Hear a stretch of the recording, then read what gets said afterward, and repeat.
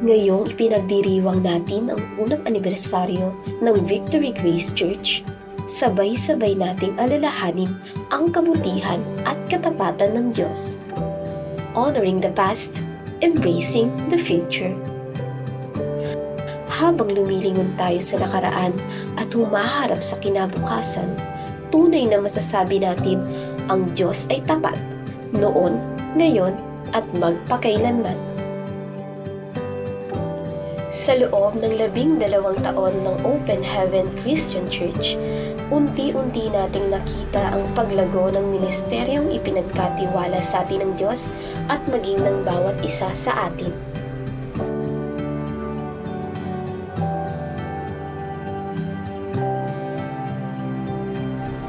Sa Bible Study, dito nagsimula ang lahat at ang ating pananampalataya.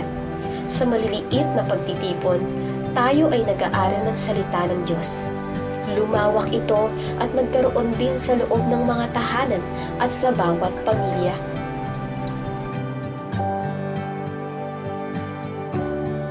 Nabuo rin ang Kid Venture, isang ministeryo para sa mga bata. Sa murang edad, natutunan nilang mahalin si Jesus, kumanta ng mga awit ng papuri at maging mga munting lingkod ng Diyos. Para sa mga kabataan, inilunsad ang Jambricks, isang masayang fellowship na puno ng awitan, sayawan, mga activities at higit sa lahat, pag-aaral ng salita ng Diyos. Dito natutong maglingkod ang maraming kabataan na ngayoy mga leader na ng simbahan. Upang patatagin ang pundasyon ng simbahan, isinagawa ang discipleship training. Dito hinubog ang mga lingkod upang maging handa sa pagtuturo at paglilingkod sa iba. Isa sa di malilimutang karanasan ay ang youth camp sa Zambales. Dito sabay-sabay tayong sumamba at lumapit sa presensya ng Diyos. Marami ang binago, nagbigay ng kanilang buhay kay Kristo at maraming kabataan ang tinawag upang maglingkod.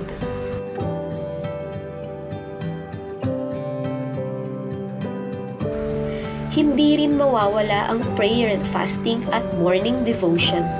Sa mga oras na ito, natututunan nating lumapit ng mas malalim sa Diyos.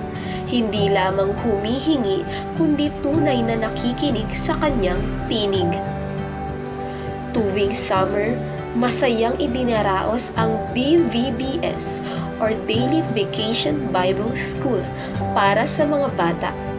Araw-araw silang natututo ng kwento sa Biblia, kumakanta, gumagawa ng crafts at naglalaro. Sa simpleng paraan, nakikilala nila si Jesus bilang kanilang personal na tagapagligtas. At syempre, masaya rin ang ating Christmas party, isang selebrasyon ng kapanganakan ni Kristo at ng pagkakaibigan sa loob ng simbahan.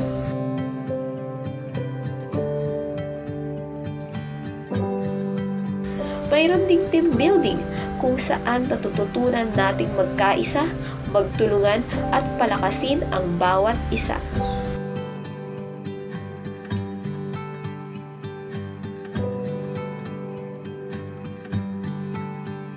Pagkatapos ng 12 taon, dumating ang panahon ng bagong simula.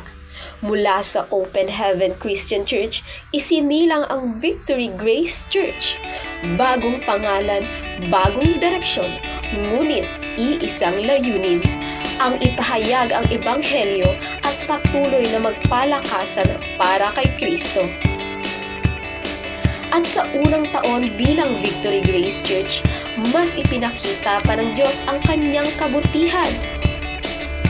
Dito natin sinimulan ang Life Class at Destiny Class, discipleship training na nagbigay daan para sa maraming pananampalataya ang mahubog, lumalim at matutong maglingkod. Sa Devo Mo, Share Mo, bawat isa ay nagkaroon ng pagkakataon na ibahagi ang kanilang devotion. Sa simpleng paraan, natuto tayo hindi lang makinig, kundi magsalita at magturo rin ng salita ng Diyos.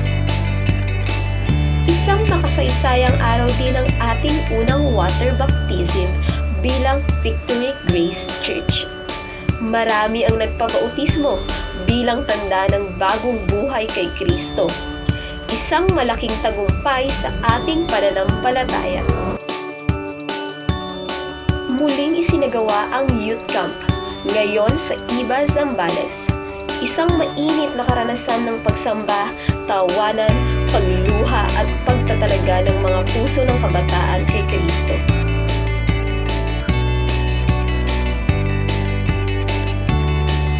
Nagkaroon din tayo ng midweek service, isang midweek recharge ng pananampalataya.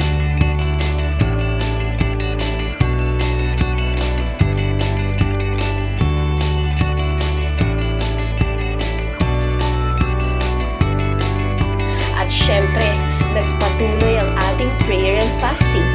Patunay na hindi lamang tayo umaasa sa sariling lakas, kundi sa Diyos na nagbibigay ng lahat ng kakayahan.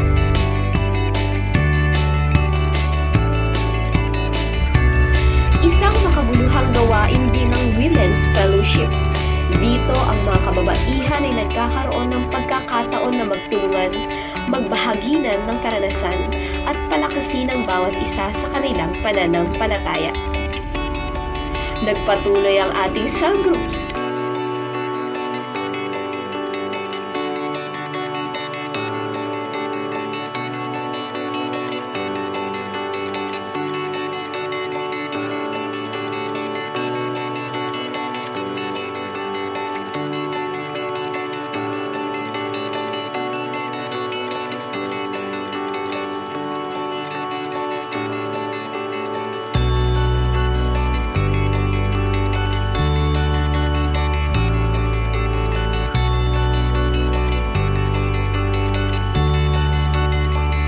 Ang Youth Fellowship ay nagkaroon ng bagong pangalan, Victorious Youth Generation.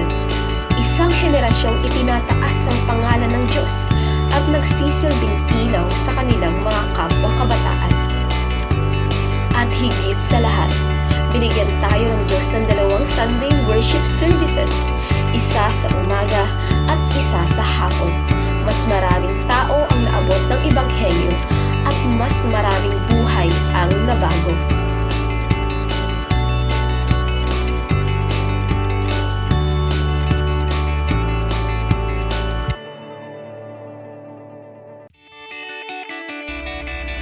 Ngayon, habang pinararangalan natin ang nakaraan, nagpapasalamat tayo sa lahat ng ginawa ng Diyos sa loob ng maraming taon. At habang niyayakap natin ang hinaharap, naniniwala tayo na mas marami pang dakilang bagay ang ipapakita ng Panginoon sa ating simbahan. Ito ang ating kwento. Ito ang ating pananampalataya. Maligayang unang anibersaryo, Victory Grace Church. Honoring the past, embracing the future.